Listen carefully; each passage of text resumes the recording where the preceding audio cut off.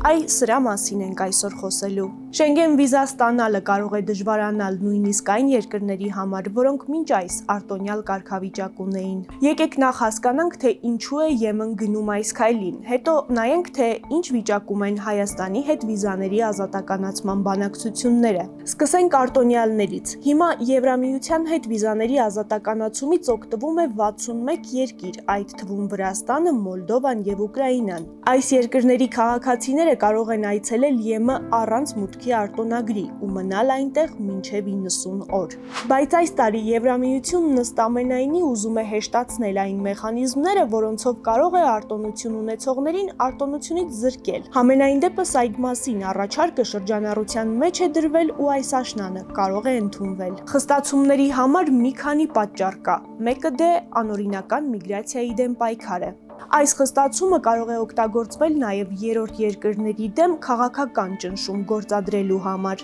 Գործող կարգով Եվրամիությունը կարող է առանց վիզայի ռեժիմը վերանայել միայն ակնհայտ չարաշահումների դեպքում, օրինակ երբ արտոնությունից օգտվող երկրի քաղաքացիները զանգվածաբար 90 օրից ավելի են մնում։ Ըստ առաջարկվող նոր դրույթների առանց վիզայի ռեժիմը կարող է կասեցվել, եթե ընկալում լինի, որ դրանից օգտվող երրորդ երկրի վիզային քաղաքականությունը չի համապատասխանում ԵՄ վիզային քաղաքականությանը։ Այդպես եղավ 2022-ին, երբ Սերբիան բացեց մուտքը Հնդկաստանի, Բուրունդիի ու Կուբայի քաղաքացիների համար, վերջիններս էլ Սերբիայով անցան Եվրամիության այլ երկրներ։ Սա նկատվեց ու Եվրահանձնաժողովի ճնշումներից հետո Բելգրադը հրաժարվեց իր պայմանավորվածությունների մի մասից։ Այս նոր, ավելի խիստ նախագիծը նախատեսում է, որ առանց վիզաների ռեժիմը կարող է վերացվել նաև մարդու իրավունքների լուրջ խախտումների կամ միջազգային դատարանների որոշումների չկատարման դեպքում։ Բայց Եվրամիությունը պաշտոնապես է ասում,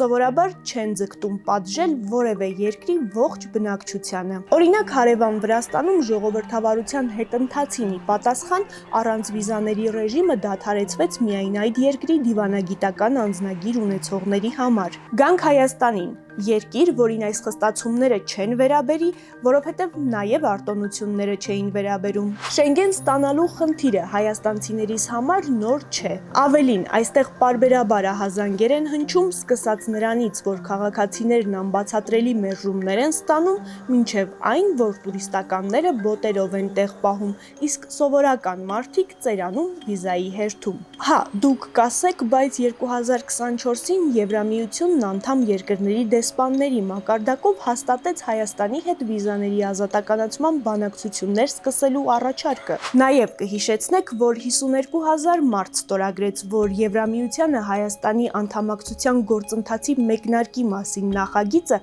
ԱԺ տարվի։ Տարվեց եւ ընդունվեց։ Ինչ է, դա քիչ է։ Այո, Եվրամիություն ազատ գնալ գալու համար քիչ է ու հերիք չէ։ Հայաստանի համար վիզաների ազատականացման գործընթացի առանցքային պայմաններից մեկը կենսաչափական անձնագրերի նոր համակարգի ներդրումն է։ Պաշտոնապես ասում են, դա 2026-ին կմեկնարկի։ Երևանը նաև այլ տնային աշխատանքներ ունի անելու, սկսած մարդու իրավունքներից, կոռուպցիայի դեմ արդյունավետ պայքարից մինչև տվյալների անվտանգություն։ Եթե Հայաստանի քայլերը համապատասխանեն ԵՄ պահանջներին, Եվրահանձնաժողովը վիզաների ազատականացման ծրագիր կներկայացնի։ Երբ? Դա կարող է մի քանի տարի տևել։